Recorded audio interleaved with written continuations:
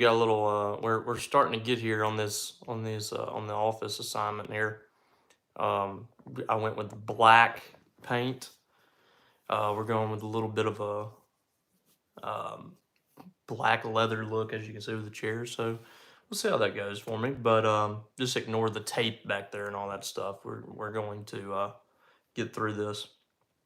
Um, yeah, so excited to get on here with you guys again this week. Mississippi State getting ready for signing day coming up on Wednesday. Big day for the Bulldogs and Jeff Lebby in his first year with Mississippi State as the head coach. And he's going to be signing his first signing class, whether it be the transfer portal, JUCO, or high school. Jeff Lebby's going to have a bunch of guys coming in this week. So we will see, how that goes for the Bulldogs. As of right now, Mississippi State comes into Wednesday, or at least right now, 35th in the country overall. That counts the transfer portal rankings in high school. The transfer rank is actually 20th in the country currently. Not terrible. They picked up 8 transfer guys, and we will discuss all of those guys here shortly. And then when you look at the high school and JUCO class, they have 19 guys. So going to be a pretty big group of newcomers coming in to Mississippi State next year, and they're not done yet. I mean, they're going to sign some more in this signing class, and as far as the transfers are concerned, I guess the big news to start with is Mississippi State's recruiting weekend. Last weekend, they had, I think, 3 guys commit from high school, and well, I guess it was more than that because you had Blake Shapen, so I guess 4 guys commit. This week they've had even more players jump on board. The biggest name really was McCallum Pounders, the Memphis left tackle. And a lot of people remember him as a former Mississippi State commitment. He committed to Mississippi State under Mike Leach. Ole Miss played some games with Mississippi State, got him to flip. And as you remember how that worked out, they ended up dropping Pounders, and he ended up at Memphis, had 2 really great years there at Memphis. Last year was one of the best tackles in the country. He only gave up 1 sack and 400 snaps at left tackle, so he was excellent. Comes in as the number 2 left tackle number 2 tackle in the transfer portal. That's pretty darn good. So that's a really good get for Mississippi State. I think easily the best guy they picked up out of the portal, McCallum Pounders, who I think could come in right away and be your left tackle next year. They also picked up last week Ethan Miner, who is one of the top centers in the country in the transfer portal. He was the second highest rated center in the entire country last year by Pro Football Focus, and was the top rated center in the transfer portal class. So 2 huge commitments. By every measure, Mississippi State has killed it with their offensive line guys right now. That's 2 starters. 2 out of 5 starters are done right there out of the transfer portal with Miner and Pounders, and you just got to figure it out at the other positions, which I think they're going to easily be able to do. You have several options that can play right tackle. You have several options that can play left and right guard. So to me, the 2 biggest positions on the line are center and left tackle, and you've got it knocked out right there with those 2. Great job by Mississippi State's staff getting those 2 transfer guys. As you guys remember, we talked about last week, Blake Shapen is the quarterback right now for Mississippi State out of the portal. I still think there's a chance they get another quarterback in this class out of the transfer portal, but Shapen appears to be Mississippi State's guy. And, Jeff Lebby is a person and a coach that has earned the benefit of the doubt when it comes to quarterbacks. He hasn't missed yet. Every quarterback he's had as his starter has been really good. So, I trust him on this evaluation. Shapen was good when he was healthy at Baylor, and we'll see if he's able to stay healthy and help Mississippi State out here. But that looks to be State's quarterback, and he was on campus this past weekend to be helping out Mississippi State. In a lot of ways, it was his opportunity to see Mississippi State, but 2, they wanted to have him on campus to help recruit guys. You got wide receivers on campus, offensive linemen, things like that, and you get him on campus and you can sell Mississippi State even more because he's going to be the quarterback. The quarterback's such a huge part of your roster. So he was on campus. Also last week landed North Carolina defensive lineman Kedrick Bingley Jones, who just has been kind of riddled with injuries at North Carolina and hasn't been able to really put together anything just yet. That's definitely a project. He was a highly rated guy coming out of high school, one of the top defensive linemen in the country when he committed to North Carolina, but just hasn't put it together. So, we'll see if David Turner's able to get something out of him. Four other commits out of the transfer portal over the weekend on a few of those guys on official visits. Suleiman Kipaka, I think is his name, another defensive lineman that just hasn't done a whole lot at his school, was at Purdue, and for 4 years, I think had around 30 tackles. Last year, had a couple of sacks. Definitely a depth piece for Mississippi State on the defensive line. Not a guy that's proven to be a difference maker, but again, we'll see what happens there. 6'2", around 300 pounds on the defensive line, so a relatively big kid. Trey Wright, transfer from Memphis, again, redshirt last year, hasn't really done anything so far.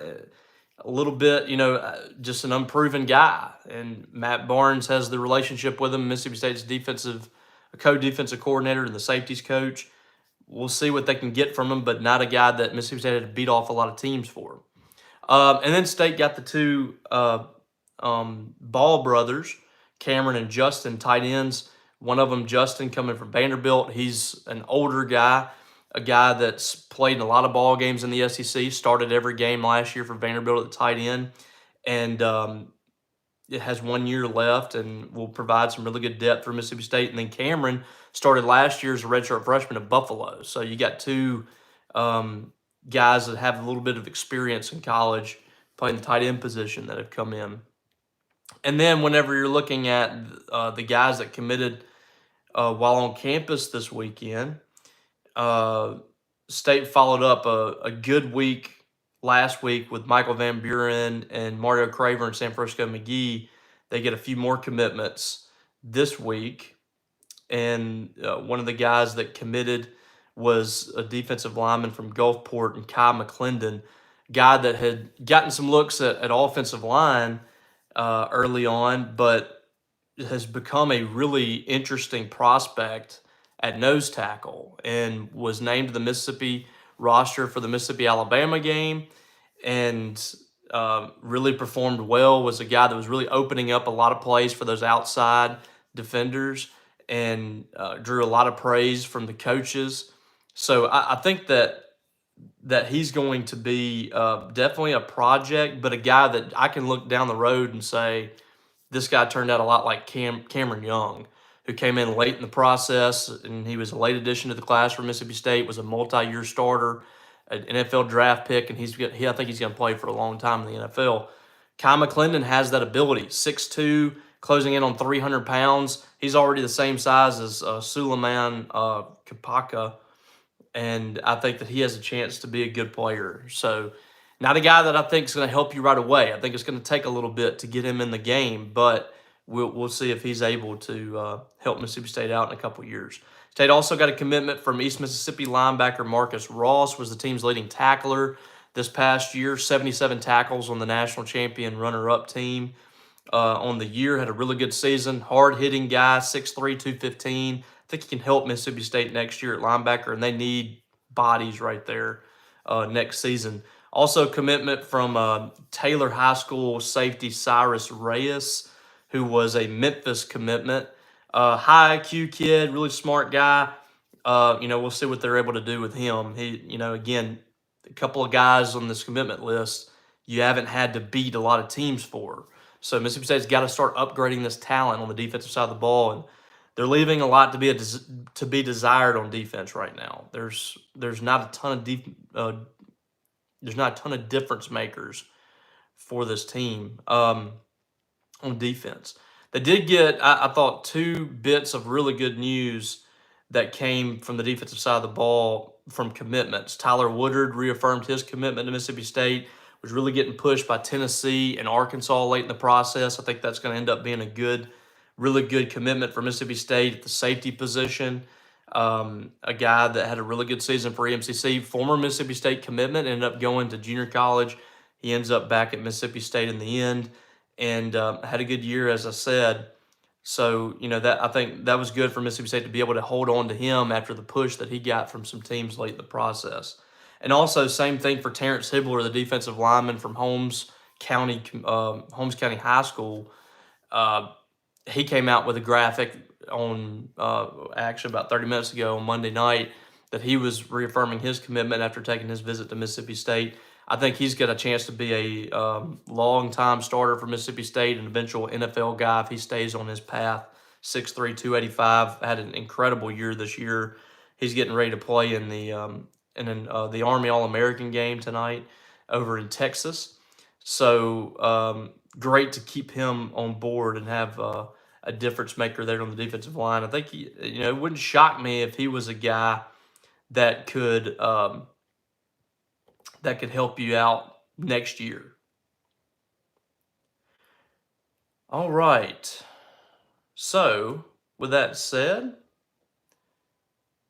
I will open this thing up for questions. Reminder, you guys can get those questions in over on the right side in the chat box.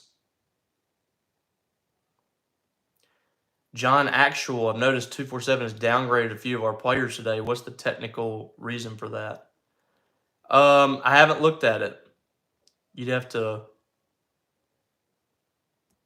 point out some guys to me. I don't know. I've seen. I did look at the new top 247, and there was no movement for Mississippi State there, which I did see Daniel Hill, who's a Mississippi State target, moved up a couple of spots. But other than that, it doesn't look like Mississippi State's going to have anybody in the top 247 unless they're able to land him.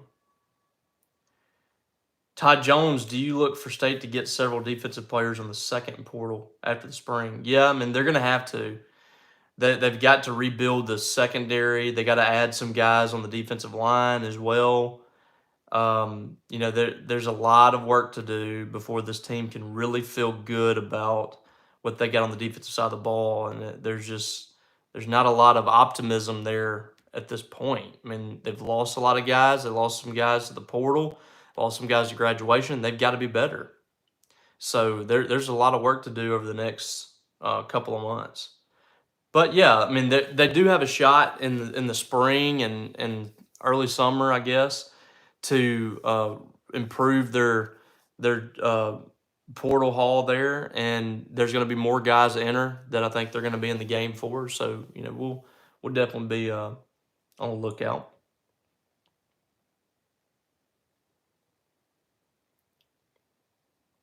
Owen Hines, will Dante Dowdle be a dog? I think State's sitting in good position with him. I think he had a good visit. He's going to have to, if he doesn't choose in this first signing period here, where technically they can sign whenever they want to, and they don't really sign an NLI like other people. But if he wants to decide here in this early period, it's hard to imagine Mississippi State not being the choice. He can wait it out. He can easily wait it out and decide in January, February, or whatever. Really, you probably he probably is going to want to make his decision in early January to go ahead and get enrolled with a school. But I think State definitely helped their chances this past weekend, and I think he would be great for the Bulldogs. A guy that I thought Mississippi State should have pushed early in the process last year, and they didn't do it. And that really cost him. He's a kid that grew up a State fan. State could have easily gotten him on board early in the process. They didn't push for him, and they didn't get him. So what they did do, though, is late in the process, they did get his attention, showed him that he was a priority. And I think what that did was, kind of put them in position when he got out of the portal to be the team that he visited. And that's exactly how it worked out. I mean, a bunch of us called that. I thought that was going to happen. He was going to transfer relatively quickly back to Mississippi somewhere, and I think Mississippi State is in good position. But we'll see if they're able to close the deal. And if he wants to take more visits, he's not going to be able to do that until January because the dead period just started. So he can't take any visits to campuses. Heath Johnson, I know it's early, but in your opinion, who's QB1 next year? I think it's going to be Blake Shapen. I'd be shocked if it wasn't, unless State goes out there and gets a big time guy out of the portal to compete with him. I think that's probably going to be what happens.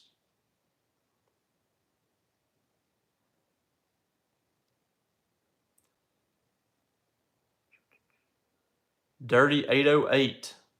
What's the deal with the UTEP wide receiver? Was hearing something happen where he might not commit now. Well, I don't know what's happened, but I do think that he picked up an Auburn offer on Monday, and I imagine he's probably thinking that over. He was set to commit to Mississippi State publicly. I don't know why we've trended as an industry to releasing that a kid is expected to commit, but I'm always leery of that until the kid announces himself. And the other day that was released on Twitter that he was expected to commit to Mississippi State, and it's never final until the kid says it's final. So I think that the expectations were that he was going to commit, but it just hasn't happened yet publicly. And I have no doubt that he probably told the coaches that he was going to commit to him. But until you get these guys on campus, it's never final.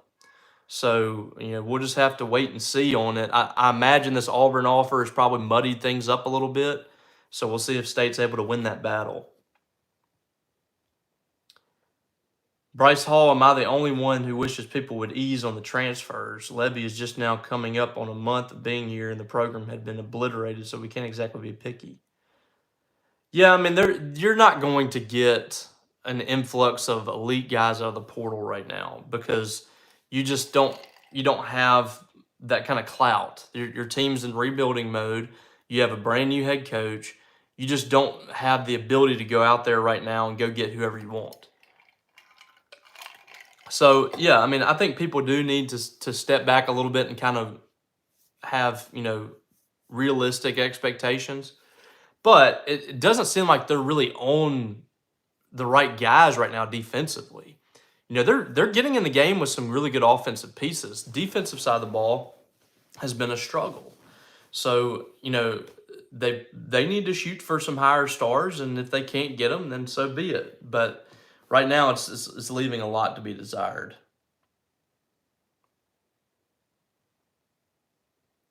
Dirty 808, what's your confidence on us getting Burnside? I still feel really good about Stonka. Nothing's changed for me there.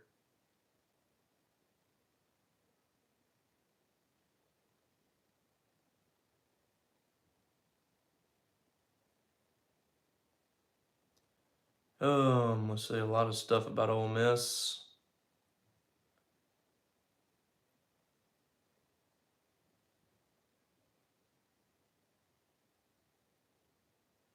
John said, talking about the rankings, Van Buren was 4th or 5th on the list, and now he's 3rd. I don't think anything changed with him. At least not on the list I'm looking at. He's at 89 on 247, which was where he was. And 91 on the composite. I don't see any changes with him. That's where I thought he was last week. Maybe I'm wrong. But he was an 89 last week, and he was a 91 composite. I think that's correct. But it could be wrong. John Chaney, if Dante Moore commits to Oregon, would that put Gabriel back in the portal? I don't think so. I think he's set. But, he did that. Wasn't he supposed to go to UCLA or something and decided to go to Oklahoma? I don't know. He could. I mean, it's never over, like I said, until these guys enroll. So, you keep pursuing him. I imagine he's probably going to stick around. And I've heard that Dante Moore is fine with coming in if there's an older guy. I don't know how much truth there is to that. J-Mac is the West Point running back in option. What's his fascination with Florida? They've got him locked down. They had him locked down in the summer, and they haven't let go. He's not interested in Mississippi State right now. Now it's one of those deals where I think it's just like Dante Dowdle. You keep recruiting him hard, you keep that relationship, and keep that line open.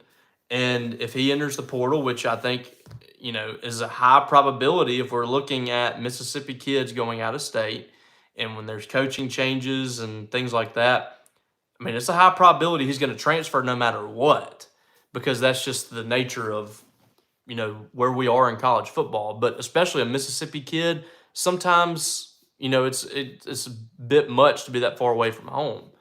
Now he's a little bit different. People tell me he's not your typical West Point guy. He's not your typical Mississippi guy, and his family's open into moving around, things like that. I don't know, but he's been really happy with Florida, and I think he will stay that way until Billy Napier's fired, and we'll see from there. John, how do things look for Hill and Stonka? Still feel good on both of them. I think I still feel good on both of them. It's going to be a deal with Hill where it just kind of depends on Nick Saban. If Nick Saban and Alabama say we're ready to take you, I think that that he'll commit. And I think that's going to be tough for him to turn down. But if they don't have room for him, or they're not ready to pull him in, then State's got a really good shot. And right now, I think they got a really good shot. I don't think it's gotten to the point where I believe Bama is ready to take his commitment. Hadley McBrayer, Hill State, Robbie. I don't know why a lot are doom and gloom, because I, for one, think Lebby is killing it being here just a few weeks, especially after what happened this past season. But he's good. Yeah, I mean, there's work to be done, but he's impressed me with the high school recruiting so far. Being able to get in the game with Daniel Hill, and seemingly right now it feels like you've got Stonka Burnside locked in, and we'll see how that goes on Wednesday. I mean, we probably won't know Wednesday, but who knows? It looks like he's done a really good job, and then the offensive portal guys have been solid so far. It's just his defensive staff's got to get some traction here.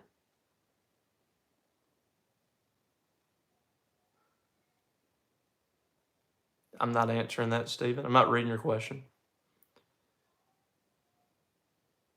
John Actual about Jen Ross. I don't think State's willing to take him right now. And it seems like they're kind of set at tight end.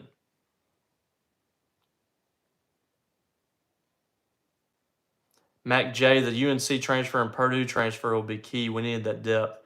Yeah, but they still need to add some difference makers, I think. A couple of guys. They need an edge rusher. Haven't been able to really get in the game with anybody there. You need some more depth, and you need a difference maker or two right there, I think. Your defensive line is just really young for the most part, and work has to be done up front from David Turner and company. Bryce Hall, is the Google NIL deal with Xavion gone now? I believe it is. I mean, that's not saying he can't get it with LSU, but I think it was kind of contingent on him playing with Mississippi State, from what I understand. State had some really good NIL opportunities for Xavion Thomas. I mean, more than what he had earned at this point. He was given a really good offer for an NIL deal on top of the Google thing. And, at the end of the day, it just came down to wanting to be back home, being at LSU. Guys just in that state just grow up wanting to play for LSU. And when they say, hey, we got a spot for you, it's tough to turn down for those guys.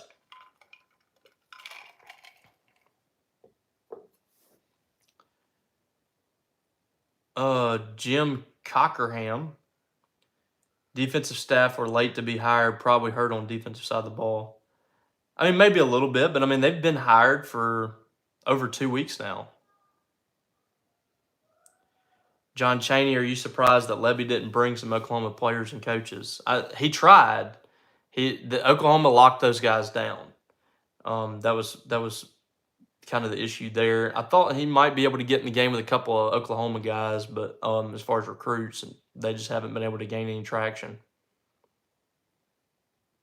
Mac J, Kai McClendon might start. I hope not. You're in rough shape if that's the case. I think it's going to take a little bit to get him acclimated. You need some other guys to step up that have been here.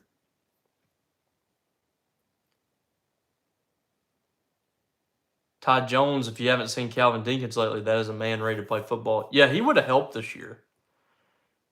He definitely would have helped this year. That was a tough loss. I think, spelling Nathan Pickering, that would have made your defensive line much more deep, and really strong kid. He was going to have a good year until that injury happened. Dirty 808 switching it up here in Tolu could be suiting up this weekend. You hearing that? He has a chance to get back this week. We'll see how he feels. I wouldn't rush it for sure. I would make sure that he is about at 100% before I threw him out there.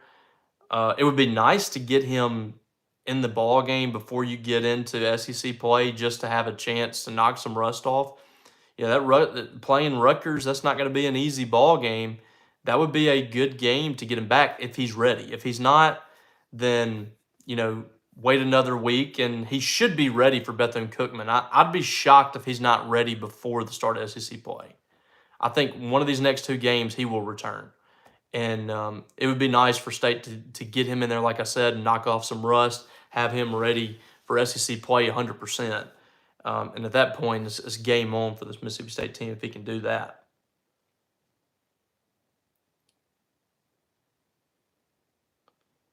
Also, is Goni out for the year? Was mentioned during the broadcast yesterday. If so, 2 big losses. That's not the information that I have. And Sam Purcell said a couple of weeks ago that she was out for 4 weeks. So I don't think that's correct. But whenever they get back, and after Christmas, we'll ask about that and see what her diagnosis is, kind of where she is. I don't think that's correct, but we'll check. C. Riddle, what's your opinion of the Ball brothers? I think that it's good to add a guy like Justin Ball that is a veteran. He's played a lot of football. He's a guy that is going to be able to take on the SEC. I'm not expecting the tight end to light the field on fire, and quite frankly, I don't know if he's even going to start because Mississippi State does have the Traore kid that came in from Colorado. I think should be State's best tight end, but we'll see. Cameron Ball really intrigues me. He played this year as a redshirt freshman. He's got 3 years left. There's a lot to work with there, 6'6", 235. There's a lot of things that you can do with him moving forward, and you're kind of building that tight end room a little bit now. So it's just good to have some depth there with 2 guys that have played FBS football. I mean, you've been playing with converted defensive linemen and offensive linemen at the position, a guy that had never caught a pass in college. Your room's going to be upgraded this year by default. And then from now, you can kind of build that a little bit with some guys in the transfer portal next year, and also high school recruiting as well.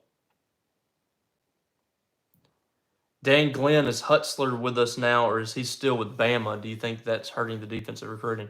He's been here for 2 weeks. I know that narrative was going around, that rumor or whatever, but he's been with Mississippi State since he was hired. He's been at every visit, been recruiting for Mississippi State.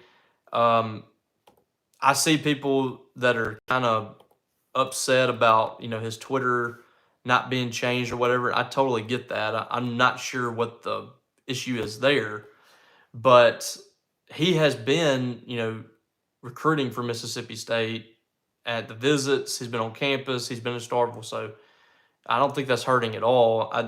I think what's hurting them the most right now is there's a lack of experience with this staff, that people just don't know them.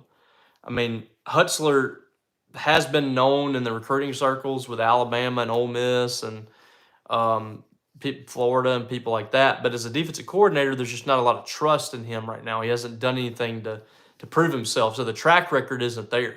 And that matters to kids. Kids want to know that they're going to get developed and put in the league. They're going to be put in great positions defensively to succeed. The same thing with the offense. And it's why it's the opposites happen for Mississippi State offensively, I think, where they've had some traction with guys, is because Jeff Lebby has put guys in the NFL. He's put up some big numbers everywhere he's been. People know Jeff Lebby on the offensive side of the ball. That's why they've been able to have some traction with him. And, the opposites happen for Mississippi State defensively. They're going to have to prove it on the field.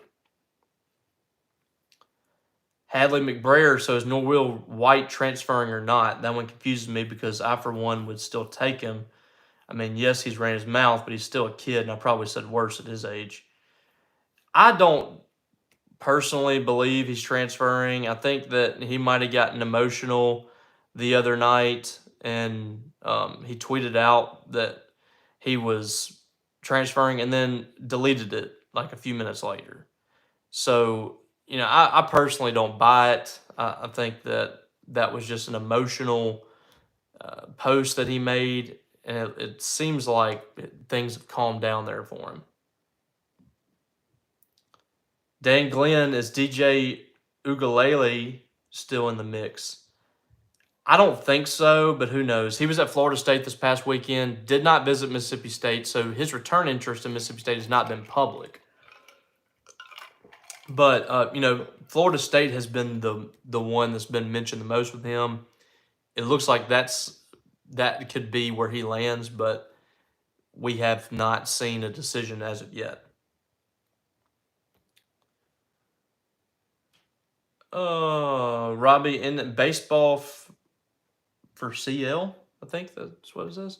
Any idea about how the speed coach and strength coach will work together, both working with guys in the spring and summer? Yeah, they'll have their different training methods. The speed guy will do a lot of the conditioning, I'm sure, and some analytics and things like that. But they'll work together just like most guys on the strength staff, and they'll be together. Yeah, in the spring and summer, they'll be together throughout all that. All that should be starting in the winter and when the guys get back, I imagine. Landon T, do you think it's likely that State is good offensively and just bad defensively, aka in shootouts, or do you think the offense won't be enough? It remains to be seen. I think there's a higher likelihood that State will be good on offense, and bad on defense. I think right now they're going to be bad on defense. I don't see any way around it. They just don't have the guys right now, unless they're able to make some serious moves here in the next few weeks, the next couple of months, the defensive side of the ball. I just don't see a way around Mississippi State not being very good on defense. Offense, I like the pieces that they have. They got plenty of time to implement that offensive system. And Jeff Lebby's been good everywhere he's been. So it would really be a shock if they weren't pretty good on offense. I just don't know if it's going to be enough. You still got to get some stops. But we'll see how that goes. I would rather them be in shootouts than trying to hold somebody down and having to score 20, 25 points. That's for sure. In this day and age.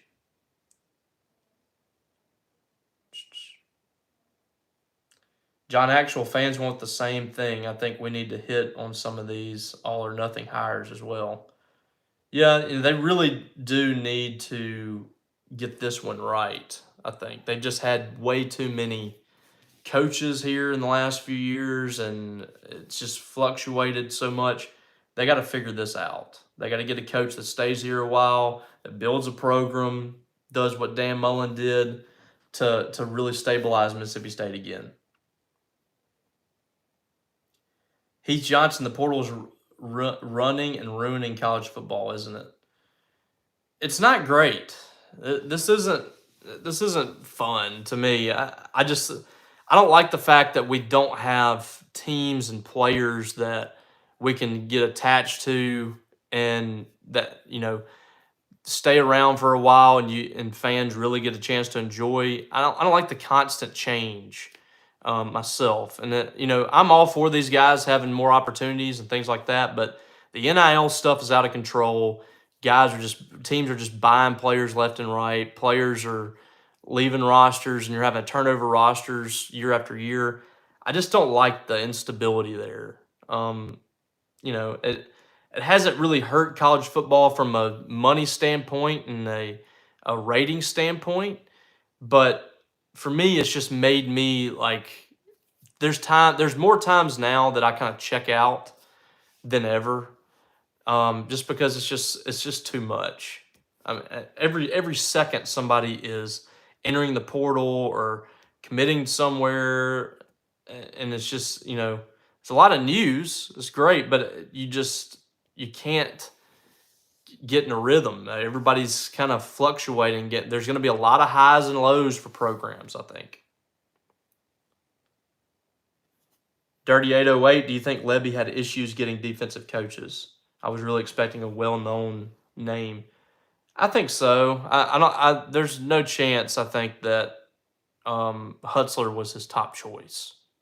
I just don't think that he was coming in thinking I'm going to hire a guy that's never been a defensive coordinator before. I refuse to believe that.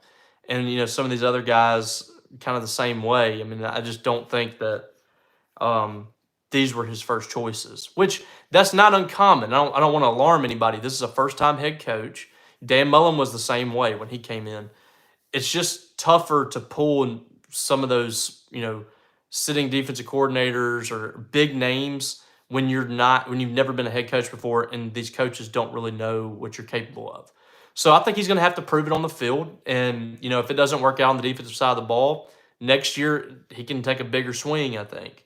But for now, yeah, I think he just had to get what he could. Just being honest there. John Actual, if our cornerbacks can get more than 7 pass deflections and 0 interceptions combined, we should be looking fine. We have quite a few people on roster already as far as defense goes. We'll see. I don't know. They lost. I mean, the defense wasn't great this year, and they lost a lot of those guys. So, we'll see what happens. And I get it. The secondary was not very good. DeCameron Richardson, DeCarlos Nicholson, Corey Ellington, all those guys are leaving, and none of them had interceptions. So they weren't. It wasn't like they were setting the world on fire as far as pass defense was concerned. But it's experience, and those guys have made plays in the league. It's just tough to lose those kind of players if you're not replacing them with better players, and I don't think State has. Dan Glenn, if you had the keys to the kingdom, what would you do to fix the portal? I don't know. I don't know if I agree with, you just have to sit out a year. I don't know if I agree with that. I think that players should be afforded a chance to transfer and play immediately, but I don't know what the answer is. It was broken whenever you had the situation where the players had to sit out. So I just don't know what you do. Because, players need options. Let's be honest. I think what you do is, I think what's going to happen, what eventually will happen, is these players are going to be employees. You're going to have to pay them like you do an employee. You're going to have contracts that will bind you to the school. And it'll knock out a lot of those transfers, obviously. And also, you got to figure out the NIL situation. I mean, it's got to come down drastically. It's got to be more balanced than what it is right now. It's just the Wild West. People are paying whatever they want for certain kids, and there's no repercussions. It's just it's crazy stuff that's going on. John Actual, looking at our roster needs, wide receiver was by and far our most needed position. Offensive tackle wasn't far behind. Defense hopefully will thrive under some new coaches. Yeah, need to add some wide receivers, a couple wide receivers probably out of the portal for sure. And definitely need to get a couple of difference makers on the line. Dylan Douglas, with the schedule we have, I'd be glad to just get back to the bowl game. I think that'd be excellent. 6 wins would be outstanding. I think that's definitely where you should kind of set your expectations with the new coach and the roster being what it is. A 6-6 season would not be anything to be upset about, and I get that. It's that's tough to say and tough for people to accept, but that's just where Mississippi State is right now. They're in total rebuild mode. If they can get to 6 wins, that is a big step forward for Jeff Lebby and something he can really build on. You can start selling your program more to the transfer portal kids. You have a year out to recruit players. I think that you can, if something doesn't work out for certain coaches, you can sell the team to to other coaches. So 6-6 would be great. Jeremiah Miller, what's going on, man? How good's Blake Shapen? I like Blake Shapen. I like him a lot more than others do. I think had he not been injured, we would have a totally different mindset about this guy. He's had a couple of injuries that has knocked him out of being consistent, and the numbers are not terrible. I mean, you look at his numbers and the amount of games that he's played. I can't get upset about this guy. Now, my biggest thing with him is he going to be healthy?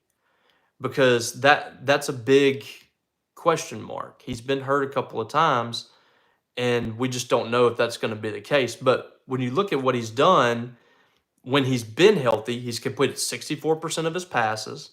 He's thrown almost 800 passes and completed 64% of them. That's a solid number.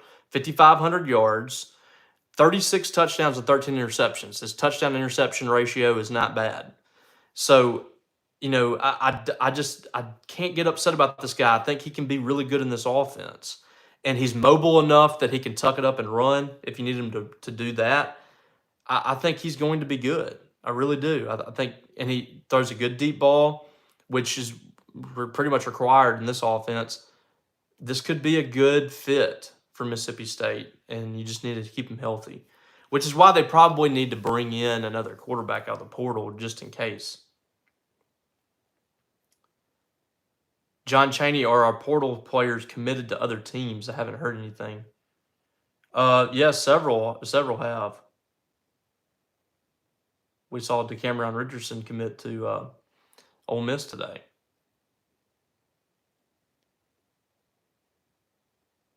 Bryce Hall, have you gotten any new leaks on Davis Wade Stadium upgrades? We're supposed to be hearing official stuff about that soon. Yeah, I've heard that it's going to happen in January. We'll see. But LED lights are coming. For those who have been looking for those LED lights, they're on the way. And we'll see on the rest of it. I know they're going to do a west side upgrade in the press box area. Should be a upgrade of that press box area for club level, and they'll move us somewhere else. I'm not sure, but that's supposed to be in the cards, and everything else I have no clue about. I do know for a fact LED lights are coming, and I know for a fact that that west side upgrade is going to be coming as well.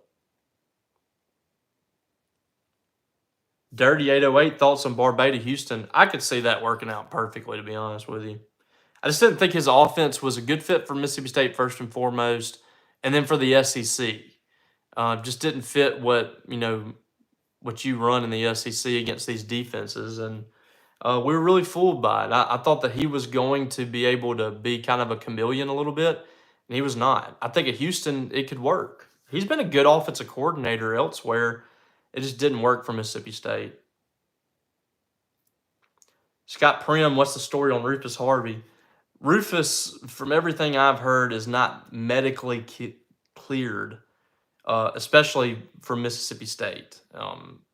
So he has an injury or condition, I guess, that has not allowed him to be medically cleared, and it's really tough because that's a kid that loves football, and football is his life, and I hope it works out for him. But right now, I mean, there's just he's not allowed to play at Mississippi State, and I don't know if he's going to be cleared anywhere. Nobody's taking a chance on him just yet out of the portal, but he's in the transfer portal. I mean, he has another year, I think, of eligibility.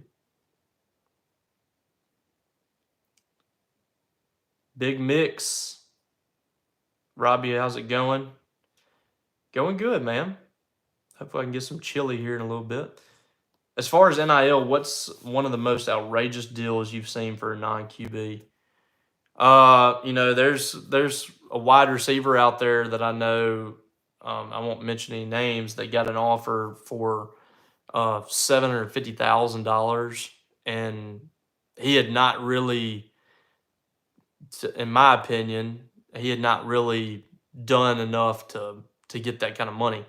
There's some crazy numbers being thrown around for guys. I mean, there really is. Um, it's nuts, and these quarterbacks are making a gazillion dollars. It's wild the money that's going to have to be spent. I think eventually it'll correct itself, but right now it's outrageous.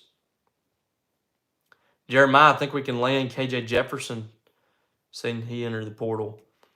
I don't know. I don't know how much of a fit he is for Mississippi State, but would be an interesting pickup for sure. It wouldn't be the worst guy you can get out of the portal. I think he's going to go somewhere that he knows he's going to be the starter. South Carolina is a team that I've heard for him. South Carolina just missed on A.J. Swan, who's going to LSU. And of course, you have the connection there.